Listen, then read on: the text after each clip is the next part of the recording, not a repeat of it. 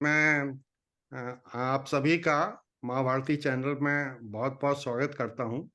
आज के हमारे एक्सपर्ट हैं श्री एस के गुप्ता साहब, जो रुड़की विश्वविद्यालय के 1979 के सिविल इंजीनियरिंग ग्रेजुएट हैं और जल संस्थान के एचओडी रहे हैं, चीफ जनरल मैनेजर रहे हैं, तो जल की समस्याओं से पूरी तरह वाकिफ हैं। दूसरे आज हमारे एक्सपर्ट पवन गोयल साहब हैं। आप भी रुड़की के 75 बैच के सिविल इंजीनियरिंग ग्रेजुएट हैं। आप जल निगम में शीर्ष पद पर कार्यरत रहे हैं और जल वाटर टेबल रिलेटेड समस्याओं से अच्छी तरह वाकिफ हैं। और हमारे साथ आज सुरेंद्र कौल साहब भी हैं। सुरेंद्र कौल साहब का जितना अनुभव इंडिया का है उतना ही विदेशों का भी है और ए टू जेड सभी विषयों पर अपना ज्ञान रखते हैं। सोच ये है कि वाटर कनेक्शन के बारे में हमें बात करनी है कि ये मल्टी स्टोरी बिल्डिंग्स को कैसे मिल सकता है या इंडिपेंडेंट फ्लैट्स को कैसे मिल सकता है, उसकी कॉस्ट वगैरह क्या आएगी। देती है वो ये है कि कंक्रीट की सरफेस हर जगह हो गई, पानी हाँ वो जो तो वाटर हम्म, है वो नीचे जा नहीं पाता है, तो हाँ टेबल तो वो तो ऊपर करेगी करेगी। तो ये क्यों नहीं हुआ अभी तक, सोचा क्यों नहीं गया, या ये संभव नहीं है कि जितनी भी नालियां हैं, नालियों में हम लोग ट्रेंच बनाते, 3-3 4-4 फीट गहरे, उसको जाली से कवर कर देते, या घरों में या सोसाइटीज के पेवमेंट में हम लोगों ने सोचा होता।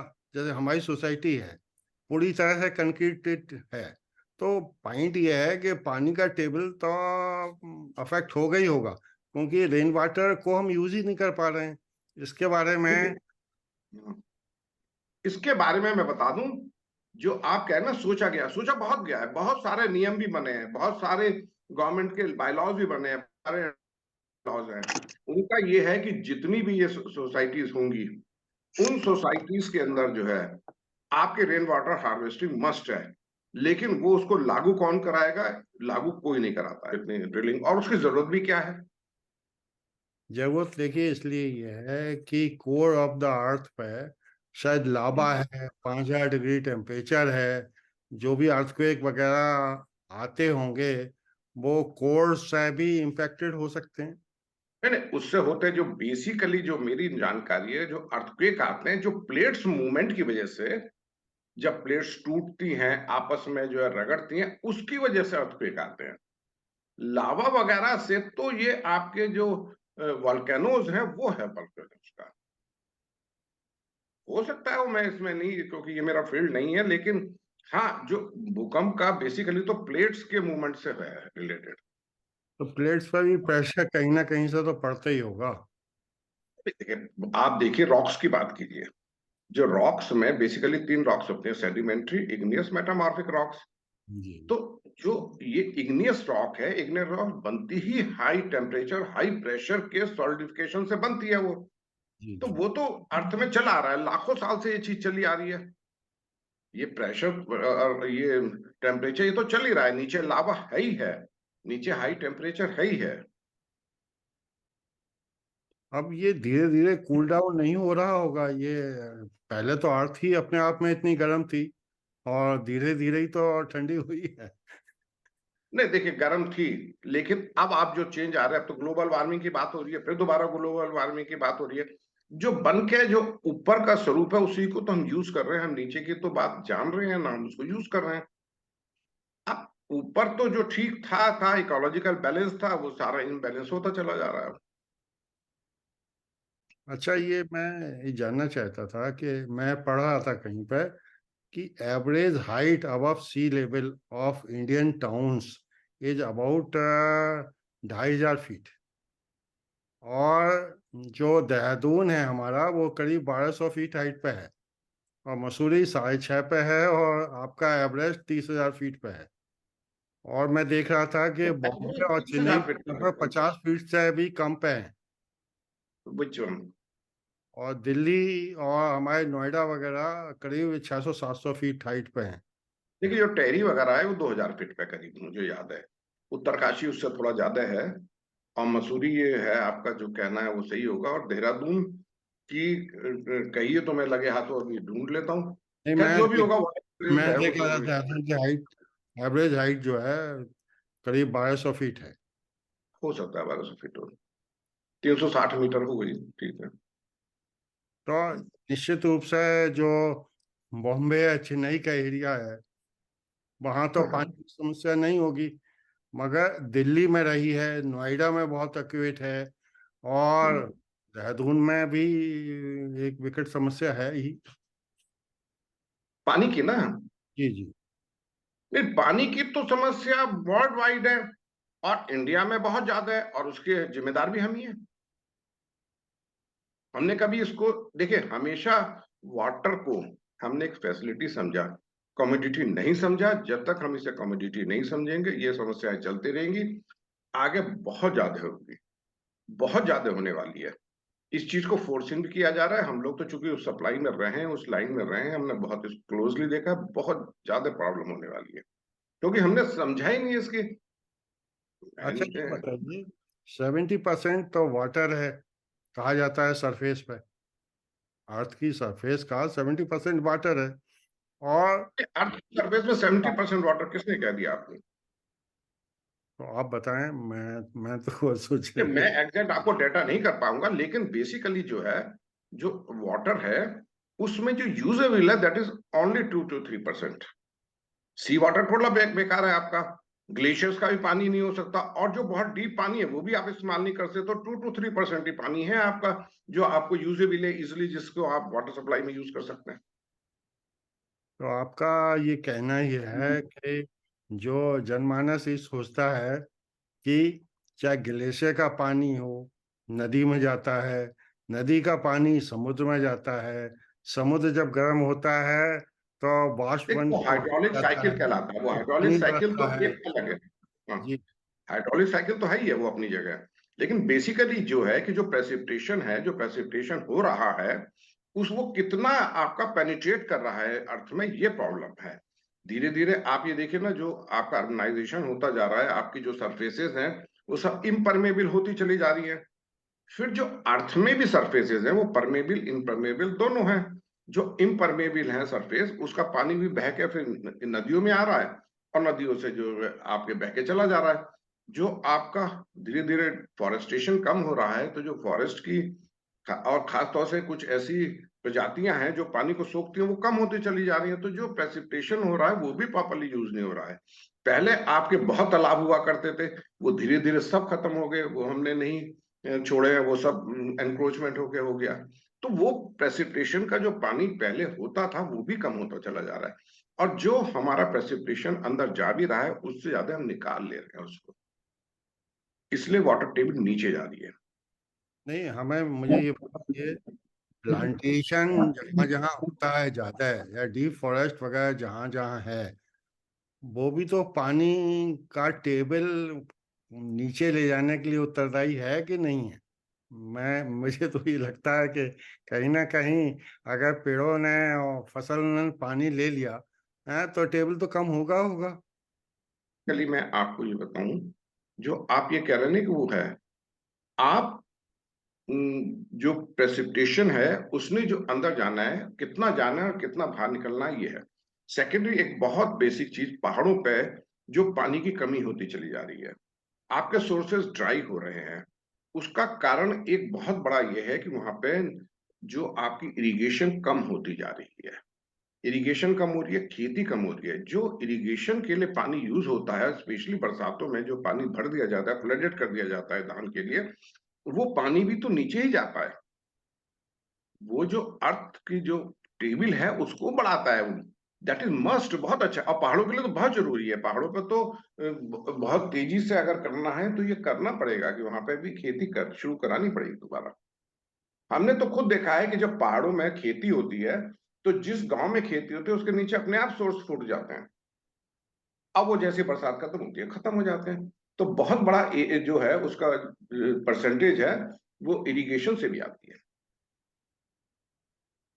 अच्छा, वैसे है। मैं तो ये जानना चाहता था आपसे कि देहरादून में जैसे हमारी सोसाइटी है दून ट्रफलगढ़, और तमाम सोसाइटी भी हैं, हमारी सोसाइटी में मुश्किल से 150 फ्लैट भी नहीं है, और हर साल हम 2 लाख रुपए खर्च करते हैं कि बोरिंग की डेप्थ बढ़ाने के लिए या जो भी पंप वगैरह रिपेयर वगैरह के लिए। आप बोरिंग की डेप्थ बढ़ा लीजिए। हाँ, आप चलिए, अपना पहले प्रश्न आपका सुनता हूँ मैं। हाँ। कि मेरा कहना यह है कि ये तो बहुत कॉस्टली प्रोसेस होता जा रहा है, और हमें पीक सीजन में वाटर टैंकर भी मंगाने पड़ते हैं।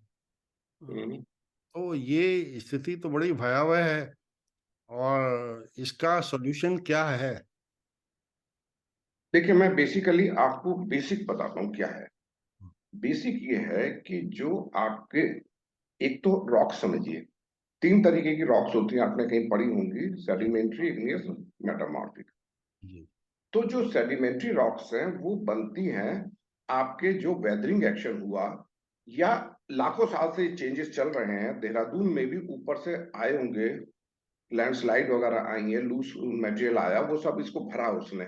यही इसी तरीके से गंगा जमुना दोआब आपने पढ़ा होगा, पढ़ा है, वो जो है, वो गंगा जमुना के जो जब पहाड़ों से बहा के वो ले गए हैं, उस सबने गंगा जमुना दोआब बनाया है। तो ये बेसिकली जहां पे पानी होता है सेडिमेंट्री रॉक्स है। फिर इग्नियस रॉक्स होती है। इग्नियस रॉक्स बनती हैं जो अर्थ की जो प्लेट्स हैं, वहां पे गर्मी और कॉम्पैक्शन से वो सॉलिडिफाई होती हैं, वो कुछ कुछ पर्सन ऊपर भी चला आता है। और तीसरी होती है मेटामॉर्फिक। मेटामॉर्फिक तो एक सडन चेंज होता है टेम्परेचर का, या बहुत हाई प्रेशर से मेटामॉर्फिक रॉक होती है। अब इसमें बनते हैं एक्विफर्स। एक्विफर्स वो होता है जहां पे, जिसके अंदर जो जियोलॉजिकल फॉर्मेशन जिसमें पानी है, वो एक्विफर कहलाता है। अब एक्विफर 2 तरीके के होते हैं, कन्फाइंड, अनकन्फाइंड। अब परमेबल, इम्परमेबल तो आप समझ ही ले होंगे। आप परमेबल, मैं परमेबल जब पानी फ्लो नहीं होता। जी पहाड़ों के अंदर कहीं भी जो है सारे कन्फाइंड एक्यूफर्स हैं, उसके अंदर बीच बीच में वो जो लेयर है, जैसे सेडिमेंट्री रॉक्स टाइप की हैं, किसी तरीके से प्रेसिपिटेशन का पानी उसके अंदर जाता है, चाहे वो पेड़ पौधों से जा रहा हो या वैसे प्रेसिपिटेट होके जा रहा हो, वो उसके अंदर भरता है। उसी से ही स्प्रिंग बनते हैं। कहीं ओपनिंग मिल गई, स्प्रिंग बन गए, स्प्रिंग से फ्लो होने लगा, गधेरों में वो आने लगा। या अब ये नया, ये बहुत पुराना नहीं है, ये हार्डली 30-40 ईयर्स पुराना है। सबसे पहले हिमाचल ने शुरू किया था हैंडपंप लगाने, फिर उत्तराखंड ने शुरू किया। तो वो हैंडपंप वगैरह लगा के उसको पानी को निकाल रहे हैं। यही फीचर्स बिल्कुल देहरादून की है। आप ये समझिए कि जो परेड ग्राउंड है, उसके नीचे तो ग्राउंड वाटर है, लेकिन परेड ग्राउंड के ऊपर ग्राउंड वाटर एज सच कोई वाटर टेबल नाम की चीज नहीं है, या अगर होगी तो बहुत डाउन होगी, जहां तक अभी कोई पहुंचा नहीं है। मैंने ही अपने टाइम में ये माना जाता था, आपकी सहजदारा रोड के अंदर जो है ट्यूबवेल्स नहीं बन सकते। तो एक ब्रह्मा वाला खाला एक जगह पड़ती है वहां पे, शायद आप लोग हो, वहां पे एक वो स्कूल भी है। वहां पे सबसे पहले हमने एक हैंडपंप लगाया, देखा अच्छा पानी है। वो जी फीचर हमको कहाँ से आया, जब हम पहाड़ों पे हैंडपंप लगाते थे, वहां से हमारा अनुभव था लगाने का। क्योंकि वहां पे वो फीचर्स बन रहे थे कि बिल्कुल दोनों तरफ से जो है एक डाउन हो गया था, बरसात का पानी उसमें बहता था, ये था। वहां पे हमने ट्यूबवेल लगाया, वो सक्सेस हुआ, आज भी चल रहा है। फिर डाउन स्ट्रीम में कुछ लग गए ट्यूबवेल, वो तो सरवाइव कर रहे हैं। लेकिन जो छोटे छोटे एक्यूफर्स हैं, कन्फाइंड एक्यूफर्स हैं, कन्फाइंड एक्यूफर्स वो कहलाते हैं जो चारों तरफ इम्परमेबल लेयर से जुड़े हुए हैं, या नीचे पूरा इम्परमेबल है, ऊपर से थोड़ा सा खुला हुआ है, उसको बोरिंग करके किया जा रहा है। ये सब लोगों ने वहां पे बोरिंग की, थोड़ा बहुत उनको पानी मिल गया। मैंने देखा है, सबने टैंकर से ला ला के कंस्ट्रक्शन किया है, और फ्लैट्स बेच दिए हैं। अब वो सभी परेशान है, एवरीबडी परेशान है। तो वो तो, ये जो बोरिंग है, ये कोई सॉल्यूशन नहीं है देहरादून में, ये नहीं है, ये सब ऊपर का बेकार है। हाँ, ये जो सॉन्ग डैम अब आ रहा है, अब जब भी पूरा होगा, वो होगा पूरा सॉन्ग डैम, लेकिन उसका पर्पस यही है। अभी 2 दिन पहले आपने अखबार में भी पढ़ा होगा, मुख्यमंत्री जी का था कि वाटर सप्लाई की क्राइसिस दूर होगी। हाँ, सॉन्ग डैम के आने से रियली वाटर क्राइसिस अब खत्म हो जाएगी। मैं सबसे पहले ये चाहूंगा, पवन गोयल जी, आप थोड़ा सा ये बताएं कि ये पृथ्वी के अंदर ये लेयर वगैरह किस तरह की होती हैं, और किस तरह से एक सामान्य आदमी को समझना चाहिए कि वाटर टेबल कहाँ मिलेगी। देखिए साहब, वाटर टेबल कहाँ मिलेगी, ये तो एक टेस्ट और रिसर्च का डेटा है। जी और वाटर टेबल की लोकेशन के लिए बहुत सारे टेस्ट हमारे यहाँ इजाद हो चुके हैं कि वाटर टेबल किसी पर्टिकुलर एरिया में किस लेवल पर है, तो उसके लिए एक थंब रूल है, हम कुछ बोरवेल, टेस्ट बोरवेल भी ड्रिल करते हैं ताकि वाटर टेबल की हम डेप्थ ले सकें, या नियर बाय जितने ट्यूबवेल्स हमारे बने हुए होते हैं उनके जो अवेलेबल उसमें वाटर टेबल अवेलेबल है, उससे भी हम जजमेंट करते हैं कि इस पर्टिकुलर लोकेशन पर वाटर का लेवल क्या होगा। इसके अलावा जहाँ पर इस तरह के टेस्ट बोरवेल नहीं है या दूसरी चीजें नहीं है, तो वहां पर हम ज्योग्राफिकल कंडीशन को वॉच कर लेते हैं कि यहाँ पर रेन वाटर इकट्ठा होके अंडरग्राउंड गया है और यहाँ पर वाटर अवेलेबल हो सकता है, तो वहां पर एक टेस्ट बोरवेल पहले ड्रिल किया जाता है। इसके अलावा रिमोट सेंसिंग है, दूसरे इलेक्ट्रॉनिक मेथड है, इलेक्ट्रिकल रेजिस्टिविटी मेथड है, जो बिना टेस्ट बोरवेल के पता लगाते हैं कि अंडरग्राउंड वाटर हमारा कितना पोटेंशियल में वहां पर किस लेयर में अवेलेबल है और कितनी डेप्थ पे मिल जाएगा। तो 3-4 मेथड्स हैं जो बिना ड्रिल किए हुए भी हम लोग पता करते हैं कि वाटर टेबल किस लेवल पर उपलब्ध है और कितनी मात्रा में वहां पर लगभग जल उपलब्ध हो सकता है। तो पवन गोयल साहब, मैं ये भी जानना चाहता हूँ कि ये एक्यूफायर क्या चीज होती है, और परमेबल या इस तरह की जो शब्द हैं उनके बारे में थोड़ा सा आप व्याख्यान दीजिए। देखिए साहब, एक्वीफायर जो है कि water bearing rock readily strata है, जो हमारा वाटर ट्रांसमिट करता है वेल्स में और स्प्रिंग्स में। जो हमारे जो जनरली पुराने जमाने में वेल्स बने होते थे विलेजेस में, तो उसमें जो पानी आता था वो वाटर टेबल से ही परकुलेट होकर वेल्स में आ जाता था पानी। और स्प्रिंग्स जितने भी हमारे हिल्स में छोटे छोटे वाटर सोर्सेज होते हैं वो स्प्रिंग्स कहलाते हैं। उसमें भी जो पानी आता है वो जो रॉक्स के अंदर पानी हमारा रुका हुआ होता है एक्वीफर्स में, वो उन स्प्रिंग्स के थ्रू बाहर आता है। तो इस तरह से हम लोग जो रुका हुआ पानी सॉइल में होता है वो एक्वीफर कहलाता है। और सेचुरेटेड सॉइल जो हमारा होती है, अगर ग्राउंड से देखें, ग्राउंड लेवल से जिस लेवल पे भी हमें सेचुरेटेड सॉइल मिल जाती है, तो उसकी जो टॉप सरफेस है वो वाटर लेवल कहलाता नहीं, मेरे देखिए, मैं समझता हूँ कि जो मैं समझता हूँ वही सामान्य जन थोड़ा सा समझता होगा। डिस्कनेक्ट हो गया, मैं आपको बताता हूँ इसको, थोड़ा मैं एक्सप्लेन करता हूँ। थोड़ा। जैसे मैंने पहले बताया था सेडिमेंट्री रॉक्स वाला। है। हाँ, ये अर्थ के नजदीक मिल जाती है हमको, क्योंकि वहां पर जो वाटर फ्लो का जो पोटेंशियल है वो कम होता है, लेकिन जो हिली एरिया है वहाँ वाटर फ्लो जल्दी कर जाता है अर्थ के नीचे, तो वहाँ वाटर टेबल नीचे चली जाती है। ठीक है, पवन गोयल साहब, थैंक यू वेरी मच। मैं गुप्ता साहब से जानना चाहता हूँ कि वो थोड़ा सा और इसको क्लैरिफाई कर सकें तो हमारे दर्शकों के लिए बहुत अच्छा होगा। मैं आपको इसमें बता दूं, जैसे पहले मैंने अभी आपका हमारा चर्चा हो रहा था कि जो रॉक्स फॉर्मेशन है, पूरा अर्थ जो है रॉक से बना है, लाखों साल से जो है इसके अंदर चेंजेस चलते आ रहे हैं। तो बेसिकली 3 रॉक्स होती हैं।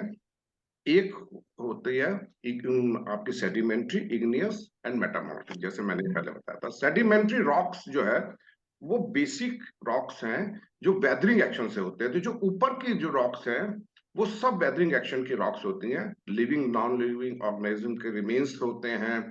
इसके बाद जो ऊपर से आया है, आपके जैसे देहरादून की हम बात करें तो मसूरी साइड से या और पहाड़ों से जो है ऊपर का मलबा निश्चित रूप से आया होगा, बारिशों में आया होगा, वो सारा फिल है इसके अंदर। इस तरीके से जो नीचे प्लेन्स पे जब हम चले जाएंगे तो फॉर एग्जाम्पल गंगा जमुना दोआब है, वो गंगा और जमुना जो सिल्ट ले जाती है वो सिल्ट डिपॉजिट होकर वो बना है, इसलिए वो बहुत रिच है, वहां पे पानी भी मिलता है और इसके अलावा वहां पे जो है सॉइल भी बहुत रिच है। अब जो नीचे इसके ऊपर और रेल्स की बात है, तो जो आपकी इग्नियस और मेटामॉर्फिक होती हैं ये इम्परमेबल होते हैं। परमेबल इम्परमेबल में बहुत सीधा समझा देता हूं। परमेबल वो कहलाता है जिससे पानी फ्लो कर जाए, इम्परमेबल वो है जिससे पानी फ्लो ना करे। ऐसी पोरोसिटी होती है, पोरस वो होते हैं जिसके अंदर वॉइड्स हैं, वॉइड्स के अंदर पानी रहता है, वो पोरस कहलाता है। लेकिन अगर पोर्स हैं तो जरूरी नहीं वो परमेबल भी हो। अगर दो आपके पार्टिकल्स के बीच के गैप कम है तो परमेबिलिटी कम होती चली जाएगी, तो ये परमेबिलिटी कहलाती है। इसीलिए हर जगह आप एक नहीं कह सकते कि बारिश हुई है तो एक जगह समान पानी नीचे जाएगा, नहीं, वहां की रॉक्स पे भी डिपेंड करेगा कि परमेबिल है या इम्परमेबिल है। तो ये इन सब चीजों में फैक्टर डिपेंड है। फिर जैसे वेदर के साथ होगा, बारिश होगी, बारिश में पानी नेचुरली नीचे जाएगा तो वाटर टेबल आपकी ऊपर आएगी। अब ये डिपेंड करेगा कि कितना आपका प्रेसिपिटेशन नीचे जा रहा है और कितना आप उसको बाहर निकाल रहे हैं। अगर आप ज्यादा बाहर निकालेंगे, जैसा हो ही रहा है, तो जो है आपकी वाटर टेबल धीरे धीरे ग्रेजुअली नीचे डाउन जाएगी। इसके अलावा जो पहाड़ों की भी अभी बात हो रही थी, तो पहाड़ों में बेसिकली दो फैक्टर्स पानी बढ़ाते हैं। एक तो प्रेसिपिटेशन है, ये बारिश है, ये सेकेंडरी जो ग्लेशियर्स पिघलते हैं, बर्फ पिघलती है, वो भी उसके अंदर जो है एक अपना योगदान देती है, उसका भी आता है। इसलिए जब बर्फ पिघलती है तो नदियों में भी पानी बढ़ता है, थोड़ा सा जो झरने बढ़ता है इसमें भी डिस्चार्ज बढ़ता है। तो मैंने जैसे एक्विफर एक शब्द की बताया था ना आपको, जो एक्विफर्स होते हैं वो होते हैं जो वाटर ड्रेनिंग फॉर्मेशन जो होती है, जो वाटर रिटेन करता है, वो एक्विफर्स होते हैं। अब एक्विफर्स दो तरीके के हैं, कन्फाइंड, अनकन्फाइंड। कन्फाइंड एक्विफर्स वो होते हैं जो चारों तरफ इम्परमेबल रॉक से घिरे होते हैं और बीच में वो होता है। इसमें ये भी हो सकता है कि ऊपर की तरफ के जो है थोड़ा सा परमेबल भी हो, लेकिन अगर साइड में परमेबल है तो फिर पानी उधर भी भागेगा। जो स्प्रिंग्स बनते हैं वो यही बनते हैं, जो कन्फाइंड एक्विफर्स में कोई ओपनिंग होती है वहां से पानी निकल जाता है, वो स्प्रिंग्स बनते हैं। लेकिन जो प्लेन्स है, प्लेन्स में नॉर्मली अनकन्फाइंड एक्विफर्स होते हैं कि नीचे तो निश्चित रूप से इम्परमेबल लेयर होनी है, अगर नहीं होगा तो पानी नीचे भागता रहेगा, फिर आपके वो हाथ नहीं आएगा।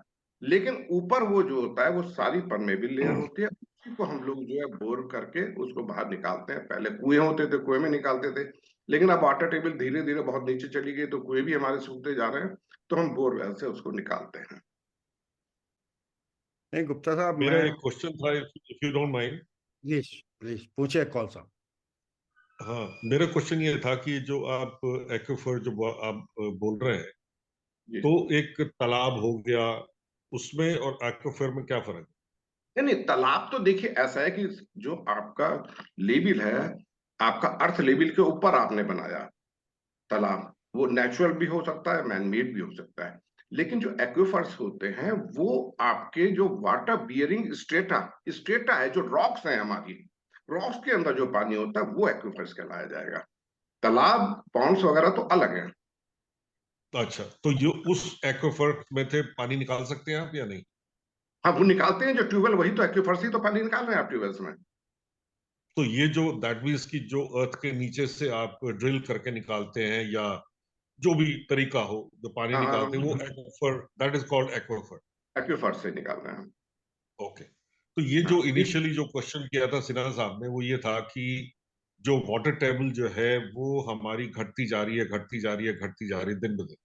जी जी। एंड मेरे को अच्छी तरह से याद है कि I don't know some 40-50 years ago आपका 40-50 फीट आप नीचे ड्रिल करो, जब मैं I used to be a young boy, तो जगह जगह अपना पे डिपेंड करता था, देहरादून उस के केस जमाने में में।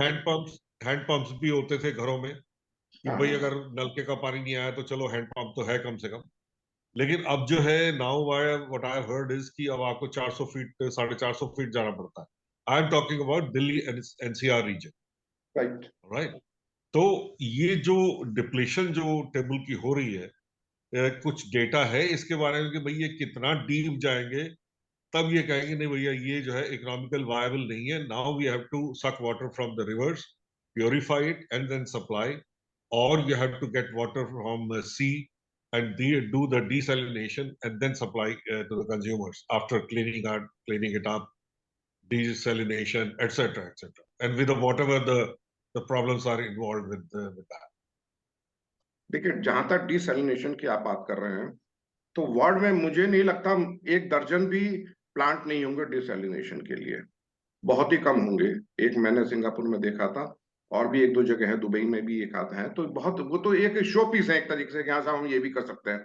जैसे सिंगापुर ने तो जो है सीवर वाटर को भी कर दिया, उसको भी वो सेल करते हैं, लेकिन जस्ट एक एग्जाम्पल लगी है।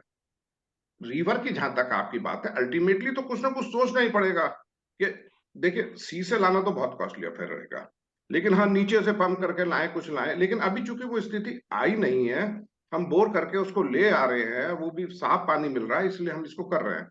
लेकिन क्यों नीचे जा रहा है, उस प्रश्न का उत्तर ये है कि जितना पानी प्रेसिपिटेट करके नीचे जा रहा है, उससे ज्यादा हम पानी निकाल रहे हैं, तो नेचुरली वो सरफेस नीचे जाएगी। आप गिलास में पानी आप सिप कर लेंगे तो उसका लेवल नीचे ही चला जाएगा। तो वो है, तो उस पे ही हमें कंट्रोल करना है और उसी के लिए सोचना है। सोचने की जैसे भी बात आ रही थी, water conservation, conservation is a different thing. Conserve भी नहीं हम कर रहे हैं, और रेन वाटर हार्वेस्टिंग का तो कुछ नहीं है। पुराने तालाब भी थे, वो भी हमने सब खत्म कर दिए, धीरे धीरे करके एंक्रोचमेंट कर दिया।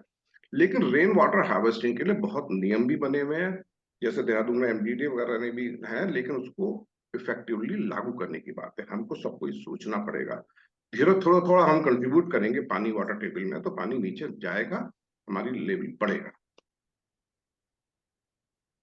नहीं, अब जैसे हम लोग डेवलपमेंट के जो मतलब जो आइडियाज है या जो इम्प्लीमेंटेशंस है, सड़कें भी धड़ाधड़ बन रही हैं, मकान भी धड़ाधड़ बन रहे हैं, शॉपिंग मॉल्स बन रहे हैं, सारा मतलब what I am trying to say is कि जितनी भी धरती है वो कंक्रीट होती जा रही है।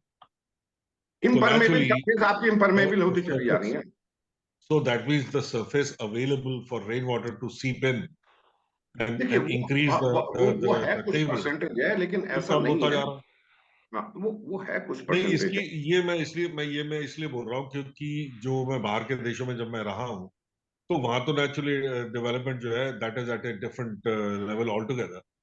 तो वहां पे जो है धीरे धीरे जर्मनी में, इंग्लैंड में, यहाँ पे बाढ़ वगैरह बहुत आने लगी। तो उसका उन्होंने एक one of the reasons they said was कि एक तो लोग बाग जो है नदी के किनारे रहना बड़ा पसंद करते हैं, या समुद्र के किनारे, या जो भी कुछ है। ये दूसरा रीजन यही था कि जो हम लोगों ने, जो उन लोगों ने इतनी सारी सड़कें बना दी हैं, और क्या कहते हैं, आप किसी भी उस पर निकल जाओ, पगडंडी वगैरह बनी हुई है, they are all all all are concrete. तो आपका जो सरफेस जो आपको मिला, जो रेन जो पड़ती है, वो आपकी सी भी नहीं कर पा रही है to increase the water table. And that is why इसीलिए बाढ़ भी हो रही है, क्योंकि आपकी सी तो कर ही नहीं रही है। तो जो पानी जो है वो इकट्ठा हो रहा है, and then it is naturally creating the inundation. तो ये चीज जो है, इस पे आई डोंट नो अगर इंडिया में इसके बारे में कुछ सोचा गया है, क्योंकि यहाँ तो अभी भी बहुत सारा एरिया है जो कि बिल्कुल खाली पड़ा हुआ है। वहां पे कोई इतना ज्यादा कंक्रीट या इतनी सड़कें अभी नहीं बनी है, बट धीरे धीरे those things are happening, and when those things happen, then we probably will be in deeper trouble, because then after a point, let's say I don't know, अगर 1000 फीट तक जाना पड़ गया या 1500 फीट, उसके बाद कहेंगे नहीं भैया ये इकोनॉमिकल वायबल नहीं है, अब तो आप पैसा ये पानी जो है अब आप नदियों से खींचो, या डिसैलिनेशन करो जो कोस्टल एरिया, समथिंग तो लाइक नहीं दैट, आई डोंट समझ, नो। देखिए आप, जो प्रश्न है, जो समस्या है, हम उसकी जड़ नहीं पकड़ रहे हैं, ऊपर ऊपर तैर रहे हैं उस समस्या में।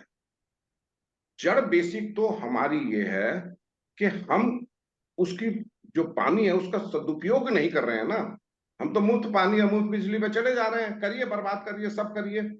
आप ये, अगर प्रॉपर मीटरिंग हो, प्रॉपर टैरिफ हो, तो लोग उस पानी को बचाएंगे। अभी तो ठीक है, सब निकाले चले जा रहे हैं। आपके जो है, मैं देहरादून के अंदर जितनी मल्टी स्टोरेज बिल्डिंग बन रही है, नीचे की तरफ, ऊपर तो प्रॉब्लम आ चुकी है, नीचे भी सब बोर्स कर रहे हैं, दबा के पानी निकाल रहे हैं। तो उसको भी तो थोड़ा सा रोकना पड़ेगा कि जो आपका एक्सट्रैक्ट है वो भी कंट्रोल हो। और जहां तक आप इसकी बात कर रहे हैं, तो अगर आप परसेंटेज देखेंगे, ठीक है, देहरादून शहर की, शहरों की तो सब शहरों की वही स्थिति है, लेकिन ओवरऑल अगर आप इंडिया का ही हम देखें, जो टोटल है हमारा एरिया है, उसमें ये जो कवरेज है ये बहुत कम होगा, बहुत लिमिटेड होगा। तो पानी तो वो भी तो कंट्रीब्यूट कर रहा है वाटर टेबल के अंदर। वो सेकेंडरी, अगर सब लोग जागरूक हो जाएं अब करें, तो जो उसके घर का जितना एरिया है उसका पूरा पानी जो है ले जाके आप रेन वाटर हार्वेस्टिंग के उससे जो है आप कर सकते हैं। आप अंदर जमीन के अंदर उसको ले जा सकते हैं। लेकिन उसको सब करने से पहले हमको अपनी आदतें भी सुधारनी पड़ेंगी, जो वेस्टेज है उसे भी कंट्रोल करना पड़ेगा, वरना ये प्रॉब्लम दिन पर दिन बहुत बढ़ेगी।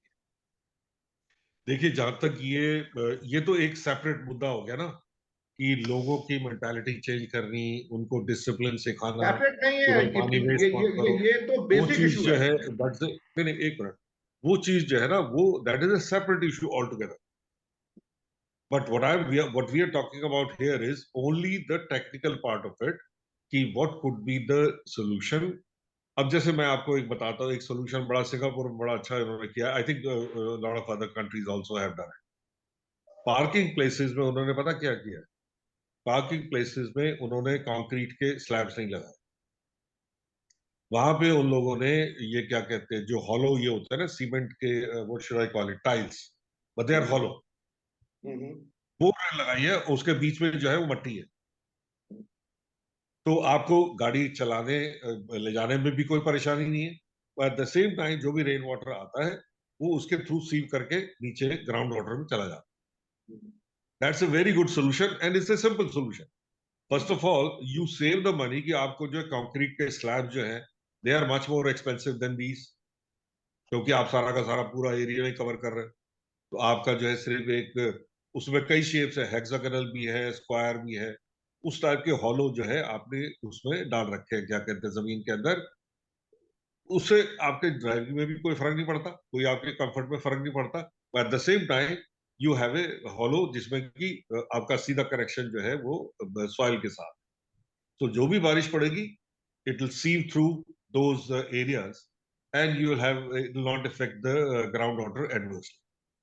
तो ये एक solution, so I am trying to say is कि इसको अगर आप टेक्निकल उस पर रखो ना, क्योंकि ये कहना कि नहीं जी हमें डिसिप्लिन करना पड़ेगा, हमें ये आदतें सुधारनी पड़ेगी, कोई आदतें सुधरती नहीं है। इस मामले में मेरा एक सुझाव ये है कि जैसे आपने बताया कि हम लोग अपनी आदतें नहीं सुधारेंगे, जो कुछ करना है गवर्नमेंट को करना है, या वाटर नहीं नहीं, जो गवर्नमेंट को मैंने नहीं कहा ना ना ना, मैं ये कह रहा नहीं, हूं कि जो हमारा पैनल डिस्कशन जो है, पैनल हाँ, डिस्कशन को let's keep it limited to the technical discussion and not yes, discuss the human part of it.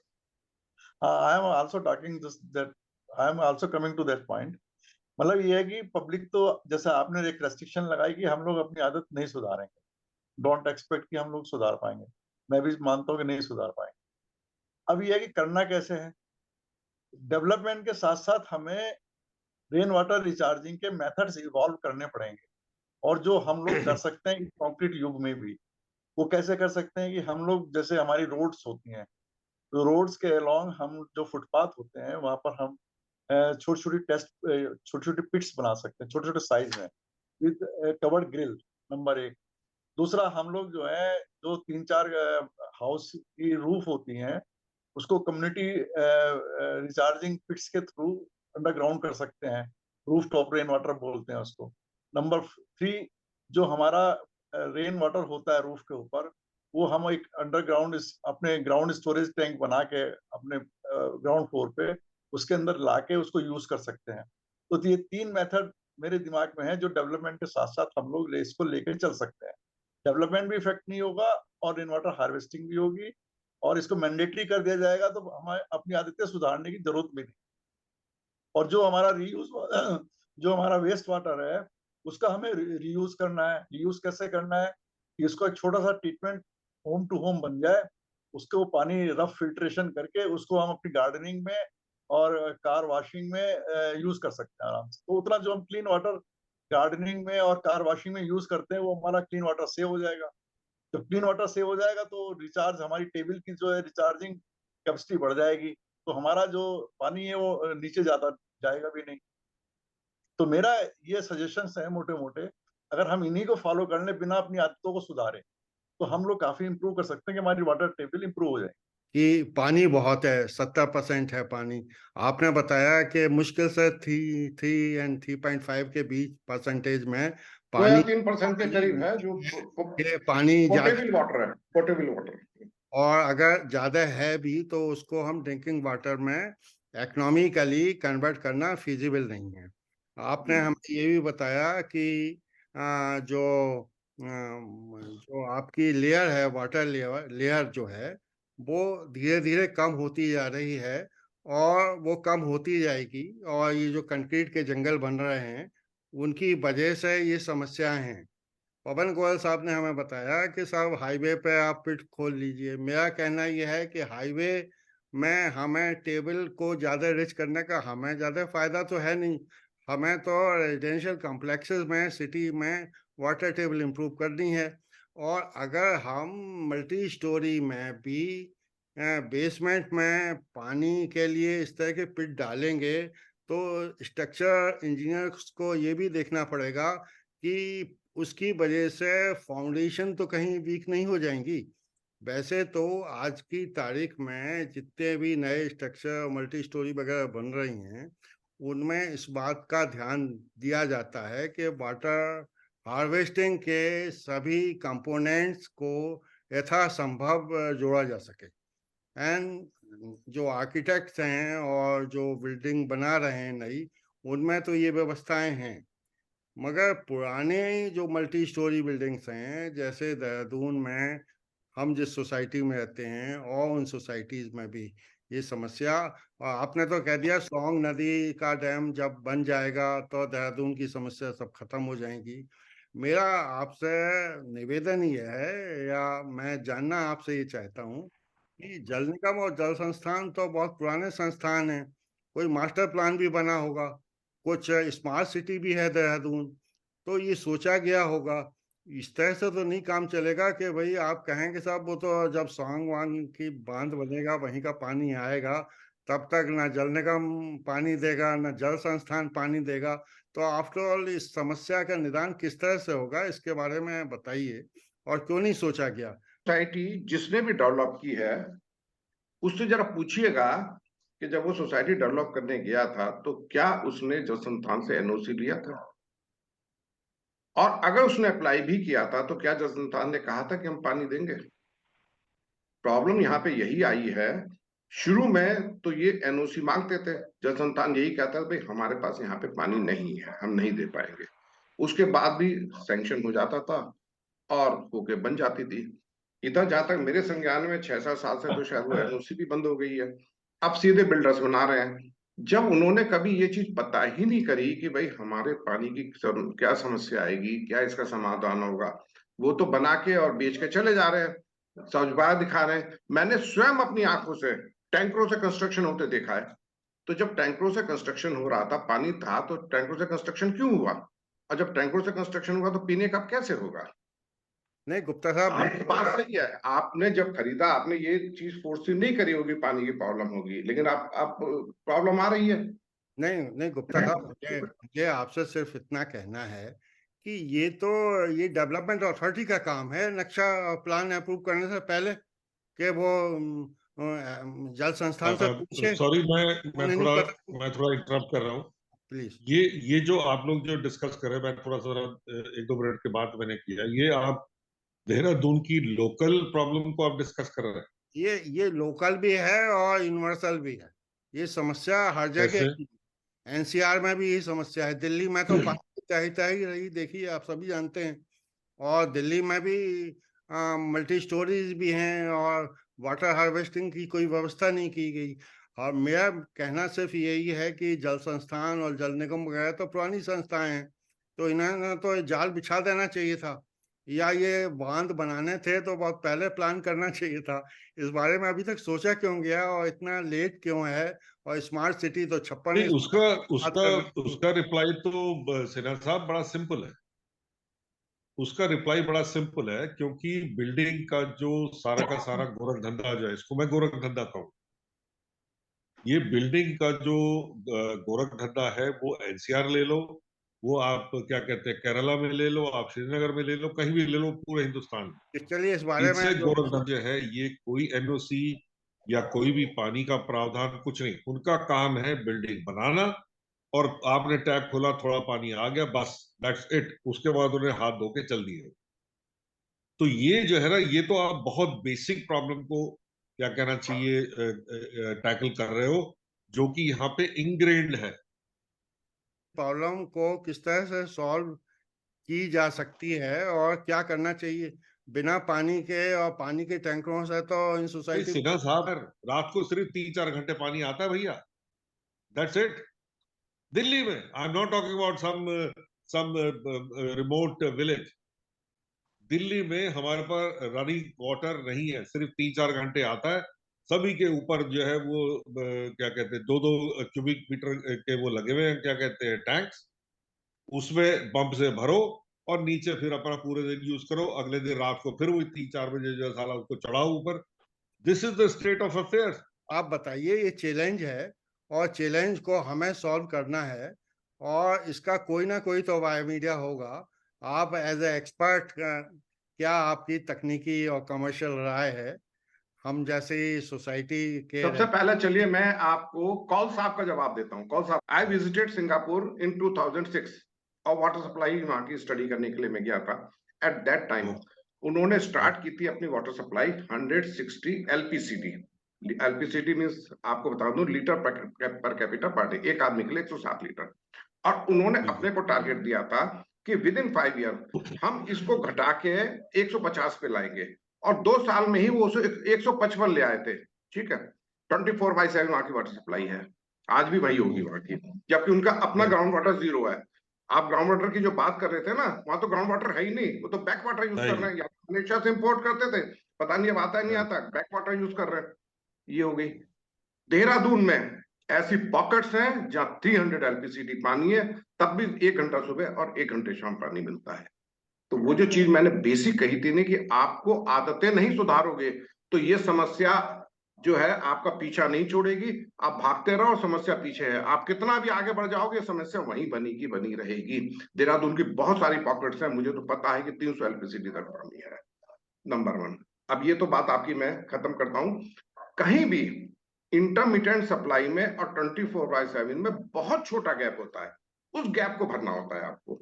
अब वो गैप इसी से भरा जाएगा कि आदमी पानी की वैल्यू समझे, प्रॉपर टैरिफ पे उसको जो है मीटरिंग करके पानी दे जाए, वो अपने आप सुधर जाएगा, 24/7 बन जाएगी। और जहां तक अब मैं आता हूं सिन्हा साहब आपके प्रश्न पे, ये अब समस्या इतनी विकराल हो गई है पूरे देश में ही कहूंगा मैं। मैंने खुद गुड़गांव में, मेरा बेटा रहता है, मैंने देखा है वहां की सोसाइटीज बनी हुई हैं, लोग रह रहे हैं और टैंकरों से पानी भर रहे हैं। वो कितना महंगा बैठ रहा है वो पानी, टैंकों से भर रहे हैं, उसके बाद फिर वो ऊपर चढ़ा रहे हैं और तब भी वेस्ट हो रहा है। मुझे बड़ा दर्द आता था कि वहां पे खूब पानी वेस्ट कर रहे हैं, कोई मीटरिंग तो है नहीं, कुछ है नहीं, वो फ्री में देता है, क्योंकि वो तो वो जो मेंटेनेंस चार्जेस में ले लेता है, फ्री में देता है। आप 10 बार जा रहे हैं, 10 बार फ्लशिंग कर रहे हैं, पानी बर्बाद कर रहे हैं, कोई रेन वाटर हार्वेस्टिंग नहीं, कोई कुछ नहीं है। तो ये जो समस्या आज पैदा हो गई है, वो समस्या आप झेल रहे हैं, मुझे पूरी आपसे सहानुभूति है, लेकिन इस पे अगर पहले सोचा गया होता, इस पे कंट्रोल किया गया होता। आज भी कंट्रोल नहीं है। डालन वाला में बड़ी बड़ी कोठियां थी, 4-4, 5-5 बीघे वाली, मैं तो देखता हूं हर महीने 1 या 2 कोठी टूट रही है, वहां पे मल्टी स्टोरी बिल्डिंग बन रही है, वहां पे वो अपने आराम से बोरिंग कर रहा है, क्योंकि पानी मिल जा रहा है, और पानी बर्बाद कर रहा है, खूब पानी बर्बाद हो रहा है। तो ये जब तक नहीं गवर्नमेंट लेवल पे सुधार होगा, और गवर्नमेंट के ऐसे नहीं है, नियम कानून बहुत है, इंप्लीमेंट कराने की बात है। हर चीज में आप ये देखिए ना, जब पॉक्सो एक्ट आया था तो ये हुआ था, या निर्भया कांड के बाद आया था, कि नियम कानून में कमी थोड़ी इंप्लीमेंट करने की बात है। तो है नियम कानून, लेकिन इंप्लीमेंट करना पड़ेगा। उसके बिना आपकी समस्या मैं समझ सकता हूं, लेकिन मेरे विचार से अभी उसका कोई सॉल्यूशन नहीं है। हाँ, अगर गवर्नमेंट बहुत इसको सिंसियरली ले और उसको ये लगता है कि हाँ नहीं हमको पानी अब देना ही देना है, सौंग डैम में टाइम लगेगा, पहले तो डैम के बनने में टाइम बनेगा, फिर उसके बाद वाटर सप्लाई स्कीम बनाने में टाइम लगेगा। तो भाई या तो फिर यही सोचा जाएगा कि नीचे ट्यूबवेल्स खोदे जाए, उसका पानी इकट्ठा करके ऊपर पंप किया जाए, आपके सहजदारा रोड पे पंप किया जाए, मसूरी रोड पे पंप किया जाए, इसके अलावा कोई समाधान नहीं है। ये जल संस्थान या जल निगम रेजिडेंशियल सोसाइटीज को पानी देने की स्थिति में नहीं है क्या? किसी ने अप्लाई नहीं किया आज तक।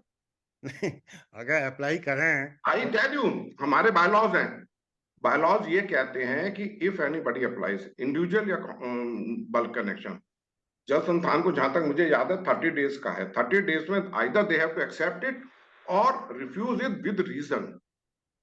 लेकिन ये तो सब अपने मजे से बना रहे हैं और बेच के चल दे रहे हैं, कौन परवाह कर रहा है इस चीज की?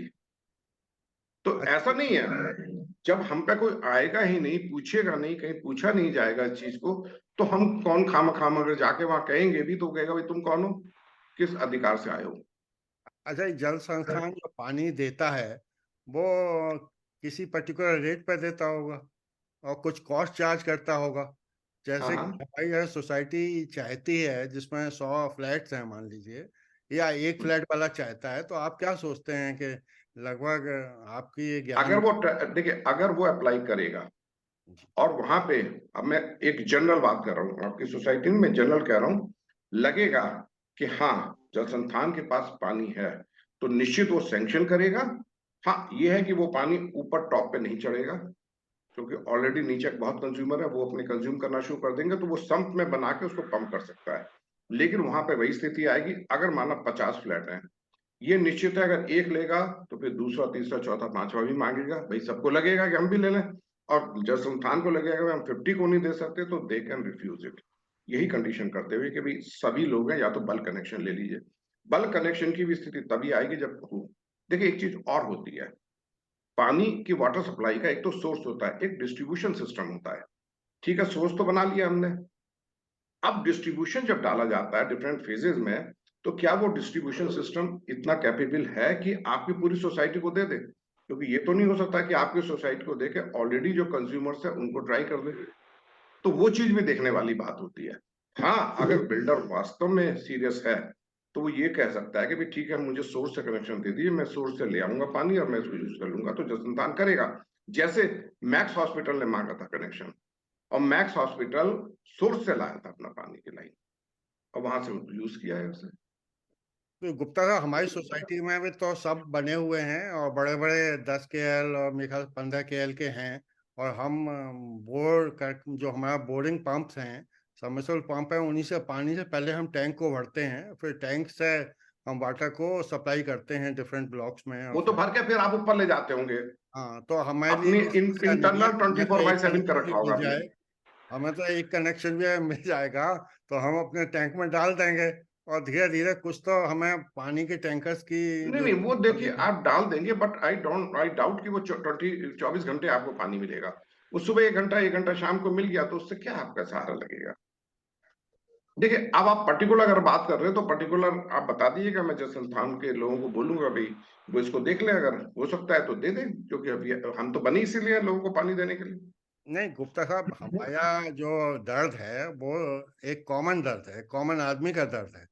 हाँ अब हाँ। जनता की समस्या है, और त्राहिमाम त्राहिमाम अगर देहरादून और NCR हो जाएगा कुछ दिनों में दिल्ली की तरह से, तो ये कुछ ना कुछ तो इसका विकल्प निकालना ही पड़ेगा। कैसे होगा ये? तो क्या वो तो विकल्प देखिए उसी के लिए तो सॉन्ग टाइम सैंक्शन हुआ है। सॉन्ग डैंग तो मैं अभी इंटरप्ट कर 5 रहा साल हूँ। 10 साल लगेंगे मान लीजिए। तब तक ये है कि भाई हम लोग बिना पानी के रहें क्या? उसी के बारे में बताना चाह रहा हूँ। जहां तक आप प्राइम मिनिस्टर या गवर्नमेंट की बात कर रहे हैं, उनको ब्लेम कर रहे हैं, हमारे प्राइम मिनिस्टर जी ने 3 साल पहले एक जल जीवन मिशन ऑल ओवर इंडिया शुरू कर चुके हैं प्रोग्राम। और उसकी कंडीशन ये है कि हर घर को जल देना, हर घर को नल देना। उस कंडीशन के तहत जो भी अपनी प्रॉब्लम को लेके डिपार्टमेंट के पास जा रहे हैं कि साहब हमारे एरिया में या हमारे मकान में पानी नहीं है, तो उनकी एप्लीकेशन को वेल एक्सेप्ट किया जा रहा है और कहीं से भी व्यवस्था करके उनके घर पानी लाने का पूरी व्यवस्था की जा रही है, सुनिश्चित की जा रही है। और ये हमारे उत्तराखंड में भी है और स्टेट्स में भी है, दूसरी स्टेट्स में भी है। और पिछले 3 साल से ये प्रोग्राम चल रहा है, सक्सेसफुली चल रहा है।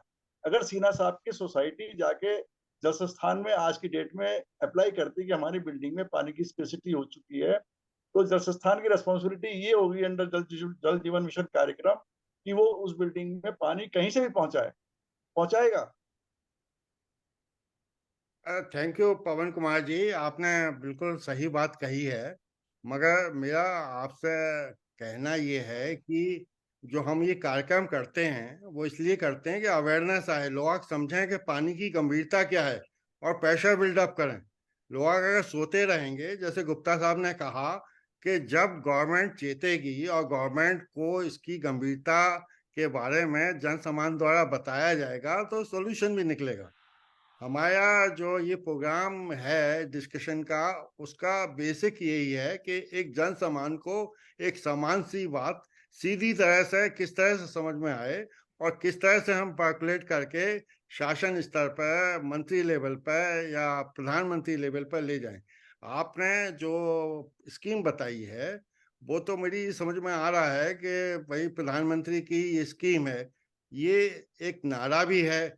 इसको इम्प्लीमेंट करने के लिए तमाम धन की भी जरूरत है, तमाम रिसोर्सेज की भी जरूरत है और काफी समय लगने की भी संभावना है। मगर फिर भी चेष्टा की जाएगी। यही हमारा फायदा था आज के डिस्कशन का। हम जानना चाहते थे कि क्या समस्या है, कैसे निदान हो। गुप्ता साहब ने बताया हमें, बहुत अच्छी बात बताई कि भाई आप लोग कोशिश करिए, अप्लाई करिए और ये भी लबोलवाब निकल के आया कि जब तक परसू नहीं किया जाएगा तो आपको कोई पानी या कोई भी चीज नहीं मिलती।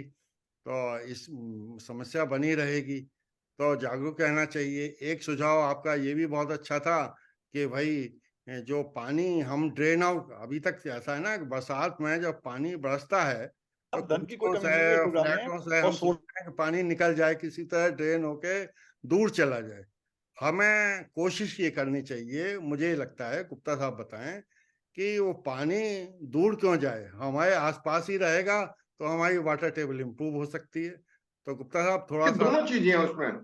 वाटर टेबल तो इंप्रूव हो ही सकती है, सेकेंडरी आप भी उसको यूज कर सकते हैं, यूज किया जाता है। वहां पे देखिए थोड़ा सा खर्चा तो आएगा, आप संप बनाइए, संप में उसे रखिए पानी को, और अदर देन ड्रिंकिंग आप यूज कर सकते हैं। जैसे गार्डनिंग में नेचुरली आप खर्च करते होंगे, गार्डनिंग में बड़े मजे से वो खर्च हो सकता है। इवन वॉशिंग के लिए, हाँ पीने के लिए थोड़ा सा उसको ज्यादा साफ करना पड़ेगा, वो बहुत थोड़ा सा प्रॉब्लम बैठेगा, लोगों की जो है एस्थेटिक वैल्यू भी नहीं वो समझ पाएंगे इसकी कोई खास है। ये कर सकते हैं, तो ये करना भी चाहिए, सब लोगों को करना चाहिए। गवर्नमेंट बहुत इस बारे में कह रही है, बहुत जागरूक भी कर रही है इस चीज को, तो समझना पड़ेगा। आगे बढ़ना, समस्याएं तो और गंभीर होती चली जाएंगी। तो रेन वाटर हार्वेस्टिंग, देखिए दोनों चीज अलग है, वाटर कंजर्वेशन अलग है, रेन वाटर हार्वेस्टिंग अलग है। कंजर्व भी हमको करना पड़ेगा और रेन वाटर हार्वेस्टिंग पे भी हमको जाना पड़ेगा। और ये हर सोसाइटीज में, जहां तक मेरा है संज्ञान, ये मैंडेटरी है। अगर उसने नहीं किया है तो गलत है, उसको ये करना पड़ेगा। ये सोसाइटी अगर वो चला गया है, अब छोड़ के चला गया, फिर तो आप उसे कहाँ पकड़ेंगे। सोसाइटी की जो RW है वो उस चीज को करे, वरना ये रेन वाटर हार्वेस्टिंग तो दोनों चीज है। आप उस पानी को गार्डनिंग में इस्तेमाल करिए, सम्प बनाइए, उसके अंदर एक हैंडपंप डालिए और गार्डनिंग में इस्तेमाल करिए। कोई जरूरी थोड़ी है पानी बहाना है, उन जड़ों में पानी दीजिए बस। नहीं, ये सिंगापुर की तो बात कर रहे थे ना कौल साहब, ये मैं बता दूं, सिंगापुर की total water supply project rain water harvesting पे डिपेंड है। वहां पर 12 लेक्स हैं, मैंने पूरा सिंगापुर में 6 बार जा चुका हूँ, मेरी बेटी रहती है वहां पर। तो मैंने इनकी लेक्स देखी हैं, सब रेन वाटर से भरती हैं और उनसे पानी पंप करके इनके ट्रीटमेंट प्लांट पे जाता है।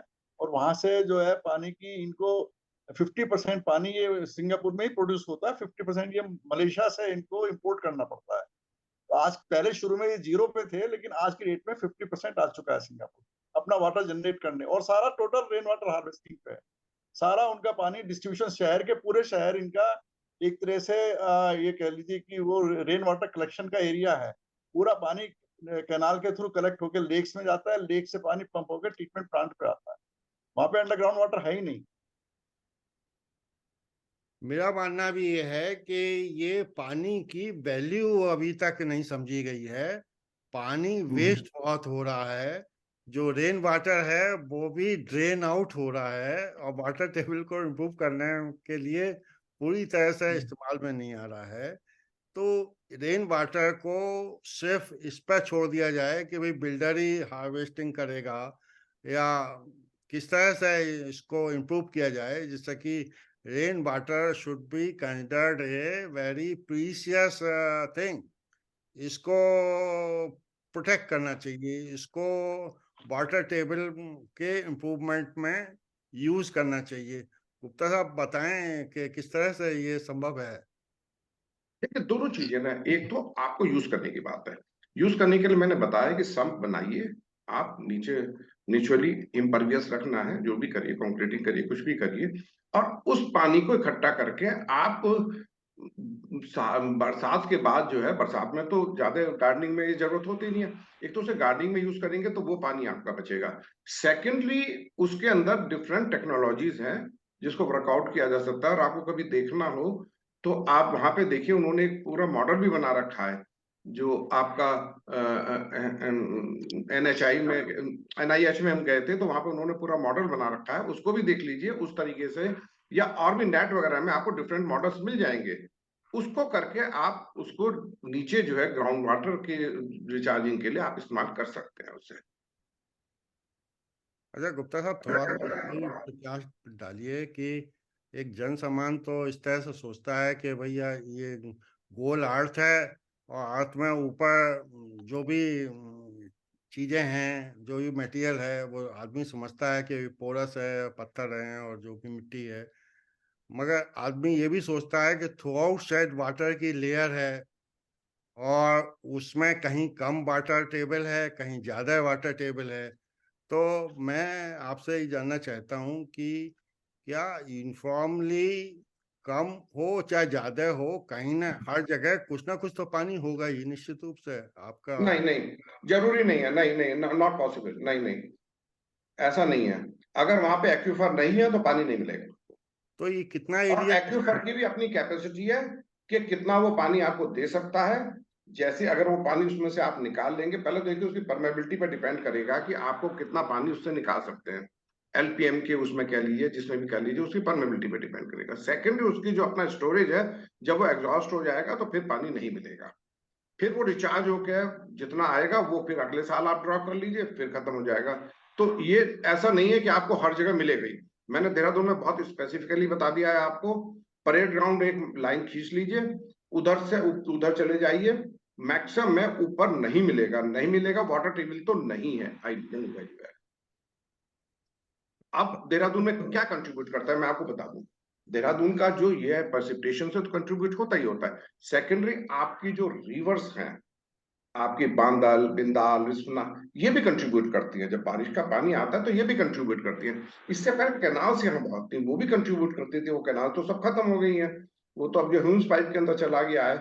तो ये भी सब कंट्रीब्यूट करता है। लेकिन ऊपर जो है एक्यूफर नहीं है, मतलब कन्फाइंड एक्यूफर्स टाइप के हैं, पॉकेट्स हैं। वो जो भी कहा जहां मिल जाता है वो टैप कर लेते हैं लोग। जब तक चला चला, नहीं चला नहीं चला।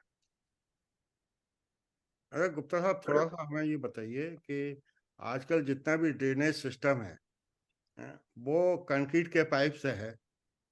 और पानी तो जो भी रेन वाटर का भी होता है वो कहीं एग्जॉस्ट हो जाता है, उसकी इतनी प्रोडक्टिविटी तो नहीं होती होगी निश्चित रूप से। तो ये कुछ गलत सिस्टम नहीं है क्या कि नहीं, हम? सिस्टम तो गलत है, लेकिन अब प्रश्न ये है ना। देखिए, जैसे जैसे हमारी अब बेसिक समस्या पे आ जाए, बिल्कुल हवा में उड़ के हम जाएं, तो हमारी population is the basic problem. वही तो बेसिक प्रॉब्लम है। आप जो आपको आज मकान चाहिए था, छत चाहिए थी, तो आपने खरीद ली, ये जानते हुए समस्या हो सकती है। तो लोगों को हाउसिंग प्रॉब्लम है तो हाउसिंग सोसाइटीज पैदा हो गई, ये बिल्डर्स पैदा हो गए, वरना बिल्डर्स की जरूरत ही नहीं थी। आज खुद जो है प्रधानमंत्री योजना के अंदर 3 करोड़ के करीब वो कह रहे मकान हमने बना दिए हैं। वो भी तो जरूरत थी। अब उसके लिए जो इंफ्रास्ट्रक्चर है वो धीरे धीरे होगा, लेकिन जब तक वो इंफ्रास्ट्रक्चर बनेगा तब तक पॉपुलेशन और बढ़ जाएगी हमारी। तो ये तो बड़ी वैसी टिपिकल प्रॉब्लम है, इसके बहुत हम थोड़े से डिस्कशन से उसको नहीं खत्म कर सकते। लेकिन जो सॉल्यूशंस की आप बात कर रहे हैं वो सॉल्यूशन यही है कि रेन वाटर हार्वेस्टिंग को ट्राई कीजिए अपने यहाँ, तो थोड़ा बहुत पोर्शन आपको रेन वाटर हार्वेस्टिंग से हो जाएगा। स्पेशली गार्डनिंग में जो खत्म करते हैं वो बिल्कुल भी नहीं करेंगे। इसके अलावा आप और पर्पस के अंदर यूज कर सकते हैं, जो आप नीचे यूज करते हैं। मैं कहता हूँ चलो इंडिविजुअल घर तक मत पहुंचाइए, जो बाकी है उसको खर्च कर सकते हैं। अच्छा गुप्ता साहब, आप जानते ही हैं, हम भी देखते ही हैं कि देहरादून में बारिश तो बहुत अच्छी होती है। और बहुत सारा एरिया हिंदुस्तान में ऐसा है जहाँ पानी बरसते ही नहीं है, बहुत कम पानी बरसता है। वहाँ निश्चित रूप से वाटर टेबल की समस्या ज्यादा रहनी चाहिए। और देहरादून में तो अगर इस वाटर को ट्रैप कर लिया जाए तो water harvesting can help a lot.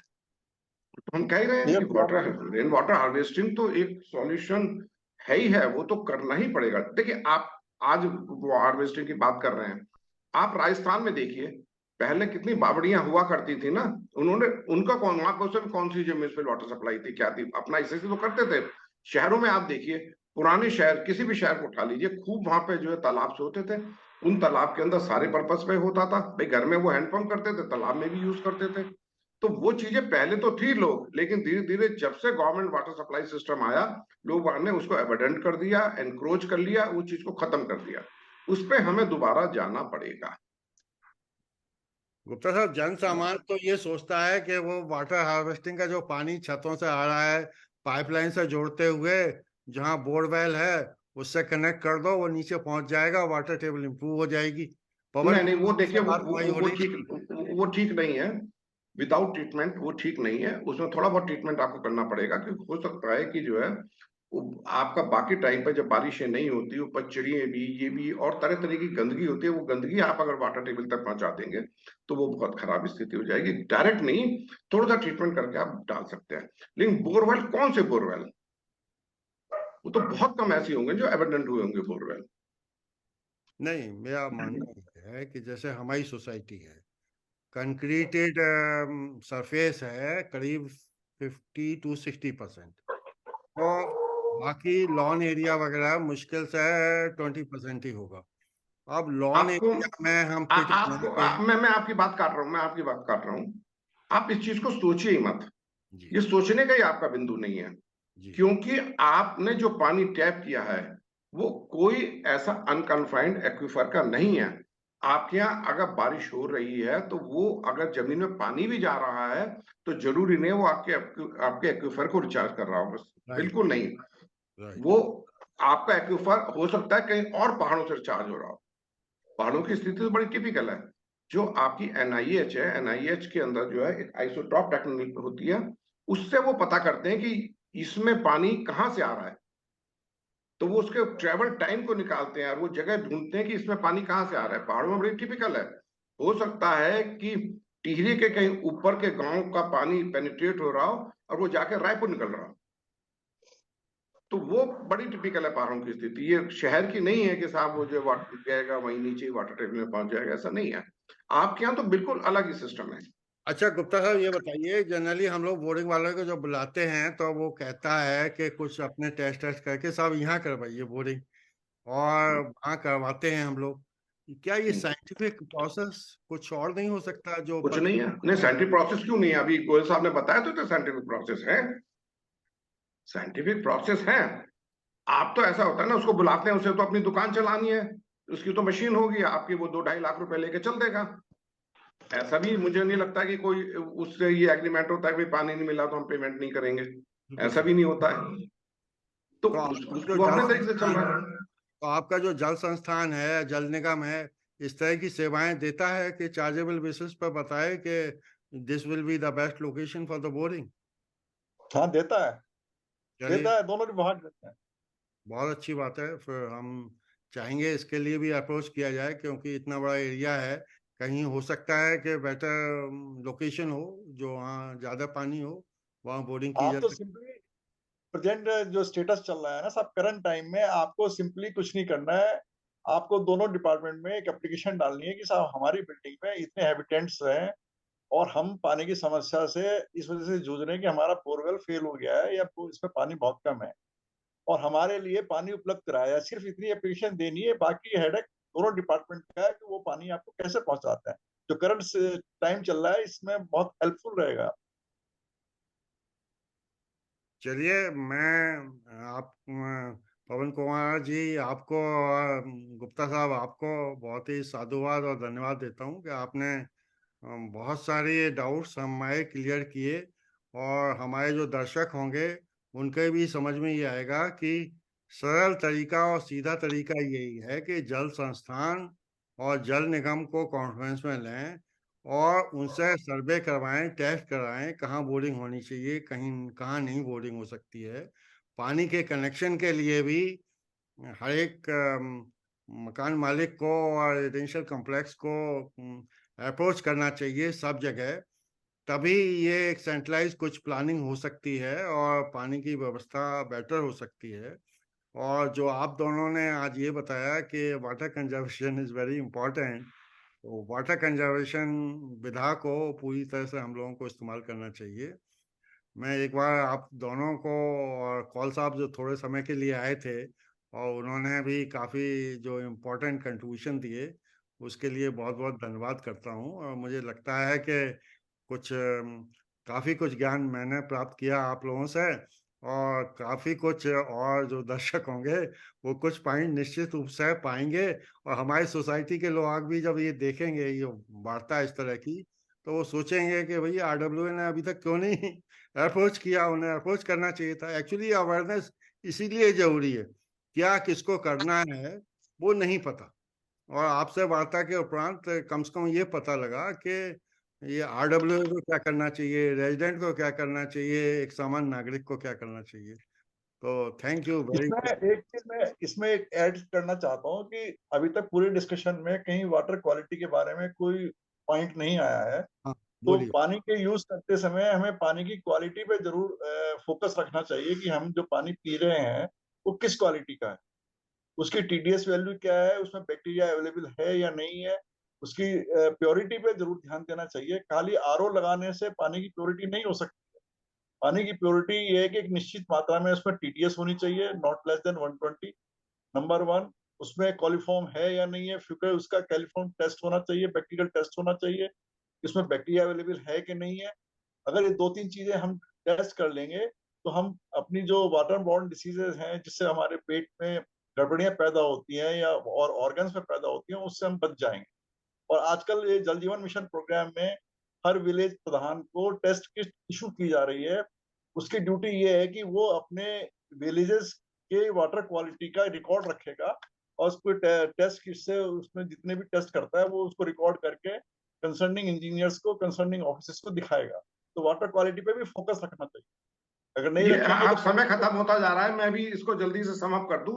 जी। इसके अलावा जल संस्थान की बहुत सोफिस्टिकेटेड लैब है जो NABL एक्रेडिटेड है। अगर कोई भी चाहे तो वहां से भी टेस्टिंग अपनी करा सकता है, ये करानी चाहिए। चलिए, बहुत अच्छी बात है। निश्चित रूप से उसी लैब से कराना चाहिए जो सर्टिफाइड है। किट है तो खरीदी जा सकती है, अब मिल सकती हो फ्री, तो वो आप बताइएगा, वो हम लोग खुद नहीं देख नहीं, फ्री नहीं, वो तो देखिए लेंगे। जो गांव को मिल रही है फ्री ऑफ कॉस्ट ही दे रही है, गवर्नमेंट दे रही है उसको, वो एक अलग है। लेकिन और अगर आपको प्रिसाइज रिजल्ट चाहिए तो वो आपकी प्रॉपर लैब से ही हो सकता है, क्योंकि वो तो एक आपको इंडिकेटिव देगी। बिल्कुल। हाँ, कहीं कहीं तो वैल्यू भी देगी, कहीं इंडिकेटिव देगी। लेकिन NABL एग्रीडेटेड लैब है जो संस्थान की, बहुत अच्छी लैब है, उसको अवार्ड भी मिला हुआ है। आपको मैं बता दूं, अर्बन वाटर अवार्ड भी मिला हुआ है, तो उसमें भी आप करा सकते हैं। ठीक है, चलिए अब टाइम खत्म हो रहा है। Thank you very thank you much. Very much, बहुत बहुत साधुवाद, धन्यवाद आपको। आपसे बात करके बहुत प्रसन्नता हुई। Thank you. ओके सर, नमस्कार। नमस्कार।